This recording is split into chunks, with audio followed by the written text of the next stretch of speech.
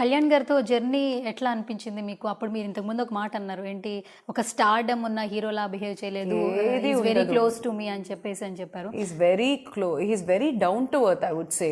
C he was very nice to me. He was ఈ పెద్ద star అనేది heirs ఏది చూపించలేదు, చాలా నార్మల్ పర్సన్గా మాట్లాడారు. అండ్ మంచి కంపెనీ ఇచ్చేవారు. నాకు ఇష్టమైన టాపిక్స్ మాట్లాడేవారు. They will Anand and Kalyan will be pulling my legs also. ఏడిపిస్తుంటారు, అన్నీ చెప్తుంటారు. ఏదో తెలుగులో తప్పుగా మాట్లాడతాం కదా, సో అవన్నీ ఏడిపిస్తూ ఉంటారు. అండ్ కొన్నిసార్లు ఇమ్మెచ్యూర్డ్గా కొన్ని బిహేవ్ చేస్తాము, అవన్నీ కూడా they will be pulling my legs and all. నాకు వాళ్ళకి ఒక టాయ్ లాగా ఏదో ఒకటి ఆడుకుంటూనే ఉంటారు. I was a sportive person. నాకు అవన్నీ ఈ కోపం వచ్చేది ఇవన్నీ ఉండేది కాదు. So it was a very good team.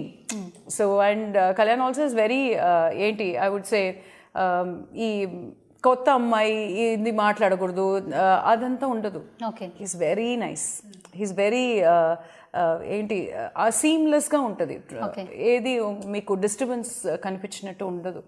So that is one of the major point. You're comfortable. ఇప్పుడు మీరు ఇక్కడ ఉన్నారంటే I have to make you comfortable. If I keep doing something which will disturb you, ఇది అని అంటుంటే you also can't be comfortable with me. I have to make you comfortable, otherwise you can't do your best కదా. ఎక్కడో ఒక దగ్గర మీరు restrict అయిపోతారు, అదంతా నాకు లేదు. So I was happy. Power star Pawan Kalyan గారితో ఫస్ట్ సినిమా జర్నీ చూశారు. అప్పుడు పవన్ కళ్యాణ్ గారు ఎలా ఉన్నారనేది మీకు అంటే on screen face to face మీరు చూశారు. సో ఇప్పుడు ఆయన ఒక పొలిటీషియన్గా కూడా వస్తున్నారు. ఎట్లా అనిపిస్తుంది? అప్పుడు మీరు జర్నీ చేసిన వ్యక్తి ఇప్పుడు పొలిటీషియన్స్లో కూడా వచ్చారు. ఆయన స్పీచెస్ కూడా మీరు విని ఉంటారు. ఎట్లా అనిపిస్తుంది మీకు ఆయన? అలాంటి పీపుల్ పాలిటిక్స్లో ఉండాలి యాక్చువల్లీ.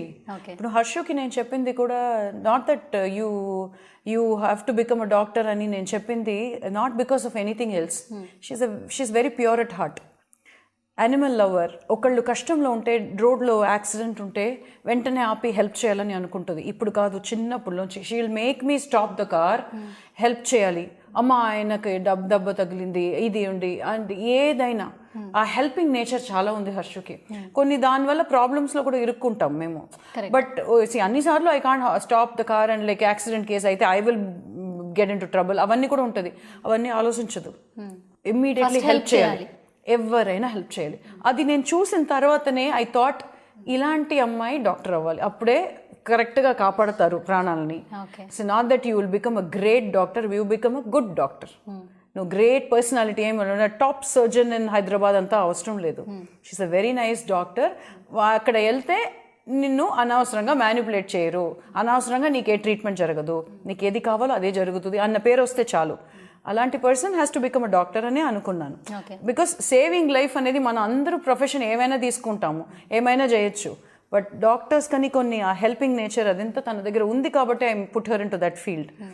అలాగే కళ్యాణ్ కూడా he's got a lot of broad minded, he's got a lot of vision in his mind to help or uplift people.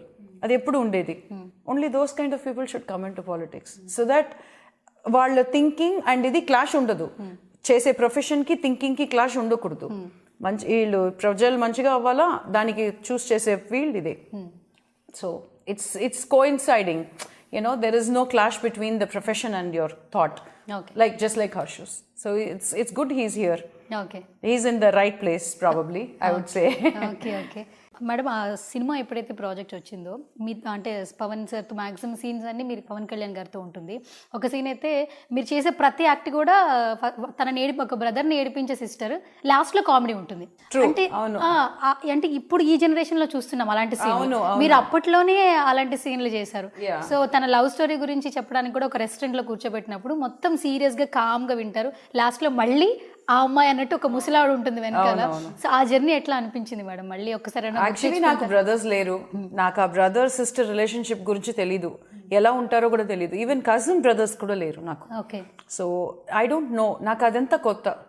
So నాకు ఏమి అనిపించిందో, but I always wanted a brother, అది ఉండేది.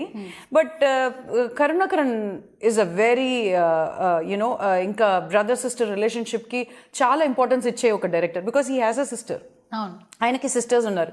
యాక్చువల్లీ ఆయన లైఫ్లో జరిగిన కొన్ని విషయాలనే బాగా ఫ్యాబ్రికేట్ చేసి మంచిగా దానికి వెయిట్ ఇచ్చి స్క్రిప్ట్లో దింపినట్టు ఉన్నారు. So because he use to connect and tell me, my sister, నా చెల్లెలు కూడా ఇలా అని చెప్పేవారు. సో ఆయనకి అది ఆ స్క్రిప్ట్లో ఆ డైలాగ్స్లో కానీ ఆ సీన్ కన్సీవ్ చేసేటప్పుడు ఫుల్ డెప్త్లో క్రియేట్ చేసేస్తారు. సో అందులో మనం కొంచెం తక్కువ చేసినా కూడా ఎక్కువ చేసినా కూడా తప్పు అనిపించదు, బికాస్ న్యాచురల్గా అయిపోతుంది అది. ఆ స్క్రిప్ట్ అలాంటిది. సో అది credit goes to him only, Karunakar only. First ఆ రోజు నేను చేసిందంతా కరుణాకరన్ మైండ్ లో ఉన్న ఒక థాట్ నేను అర్థం చేసుకుని చేసింది. Co star is very supportive. నాకు కళ్యాణ్కి ఉన్న ర్యాపో, ఆయనే పెద్ద హీరో అని ఇలా ఇలా ఉంటే అది వచ్చేది కాదు. He's a very casual person, down to earth, కలిసి మలిసి ఉండే పర్సన్.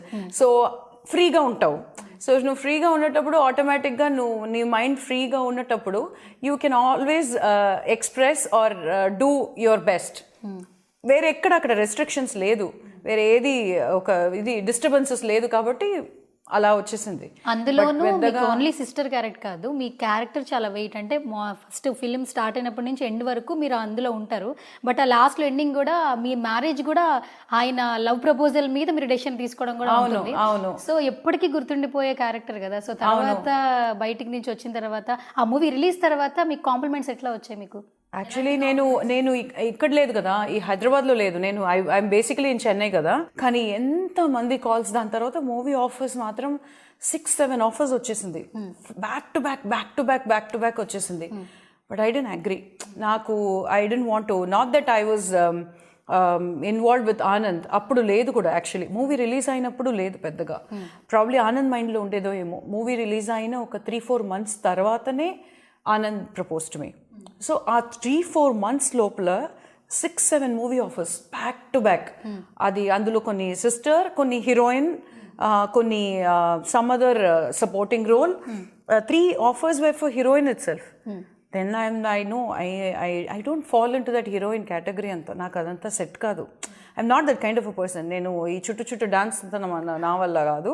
సో ఈ క్యారెక్టర్ కాబట్టి ఇది నా నేచర్. ఇది ఈ ఒక్కళ్ళని అల్లరి చేయడం కానీ ఏడిపించడము ఇవన్నీ నా క్యారెక్టరే. సో ఇంట్లోనే మీ క్యారెక్టర్ కూడా అదే. అందుకే కదా saw one of my TV series where I was doing the similar role. Newly married couple, ఆలు మగలు అని ఒక సీరియల్ ఉంటుంది. ఆ సీరియల్ చూసే he came to me. అందులో మీరు చూస్తే న్యూలీ మ్యారీడ్ కపుల్, బట్ పెద్దగా మొగుడుకు మర్యాద ఇచ్చే క్యారెక్టర్ అంతా కదా, మొగుడు చేత అన్ని పనులు చేయించుకుంటుంది, ఏ రా పోరా అని మాట్లాడుతుంది, మొత్తం నా క్యారెక్టరే అనుకోండి. సో ఇప్పుడు కూడా అలాంటి క్యారెక్టర్ చూసే కరుణాకరన్ కేమ్ టు మీ. ఇట్లాంటి అమ్మాయే కావాలి, అల్లరి చేయాలి అది అని చెప్పి వచ్చారు. సో మిగతా ఇంకా సున్నితంగా నేను అలా టైప్ నేను ఫిట్ అవుతానో కూడా నాకు తెలీదు. సో హీరోయిన్ మెటీరియల్గా నన్ను అనుకోలేదు, నేను ఇంట్రెస్ట్ లేదు దాంట్లో. సో ఆ మూవీ ఆఫీస్ అన్ని డిక్లైన్ చేసి I enrolled for my higher education. as soon as Tuliprema schedule February ఏమో అయింది, I immediately went and joined for my higher education. అది జాయిన్ చేశాను. మీరు మ్యారేజ్ తర్వాతే చదువుకున్నారు కదా? Yeah. So but I already enrolled for my MA English Literature. I enrolled. So అప్పటికి BA English literature finish అయింది, MA ఇంగ్లీష్ లిటరేచర్ ఎన్రోల్ అయిపోయాను. Enrol అయితే దాని తర్వాత 6-7 months తర్వాత ఆనంద్ ప్రపోజల్ వచ్చింది. Then I had to move here. So ఇక్కడ మార్చుకొని then I did my MBA. Okay. So that's how it happened. But otherwise in the movie ante I think I will give the credit to Karunakaran sir and the supporting team, Kalyan.